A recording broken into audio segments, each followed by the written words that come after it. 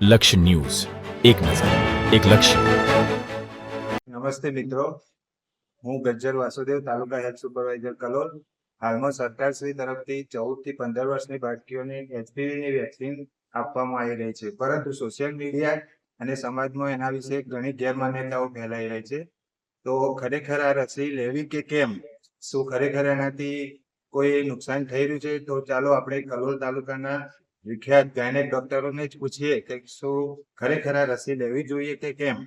તો સૌપ્રથમ આપણે માય લાઈફ હોસ્પિટલના તજજ્ઞ શ્રી મનીષભાઈ પટેલને વિનંતી કરીશ કે તેઓ ખરેખર આ રસી વિશે સાચી સમજ લોકોને આપશે. હોસ્પિટલ કલોલ.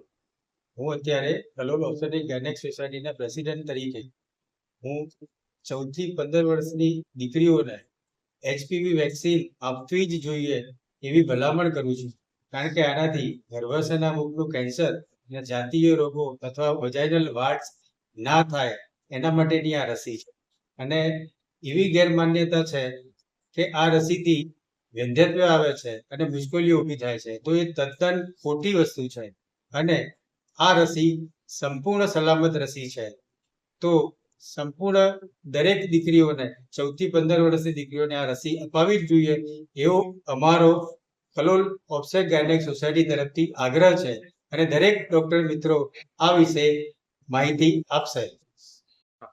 હું doctor Chimanbhai Patel, gynaecologist, Kalol Maruti hospital ચલાવું છું. અને અમારા કલોલ ઓફસ્ટ્રેટ ગાયનેકના પ્રેસિડેન્ટ મનીષભાઈ જે વાત કરી એ વાતમાં હું સંમત પણ છું.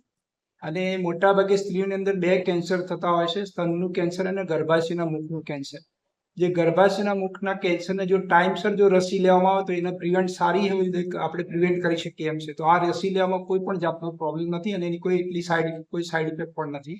એનાથી કોઈ પણ જાતનું વંધ્યત્વ એવું આવતું નથી. એટલું એની સામે એના દ્વારા જે સેક્સ્યુઅલ કોન્ટેક્ટ દ્વારા ફેલાતો રોગ છે, તો એ વિશે એના દ્વારા આપણને આ ગર્ભાશયના મુખનું કેન્સર થાય તો એની અંદર આપણે એને પ્રિવેન્ટ કરી શકીએ એના માટે રસી આપવામાં આવે છે. દરેક બાળકીએ આ રસી લેવી જોઈએ. હું doctor Amita Saldiwala, Kuldeep hospital, railway પૂર્વ. છેલ્લા 31 વર્ષથી કલોલમાં પ્રેક્ટિસ કરું છું. HPV વેક્સિન લેવી જ જોઈએ, એનાથી વંધ્યત્વ આવતું નથી. ઉપરથી ગર્ભાશયના મુખનું કેન્સર અને નીચેના જે જાતીય રોગો છે એની સામે પ્રોટેક્શન મળે છે.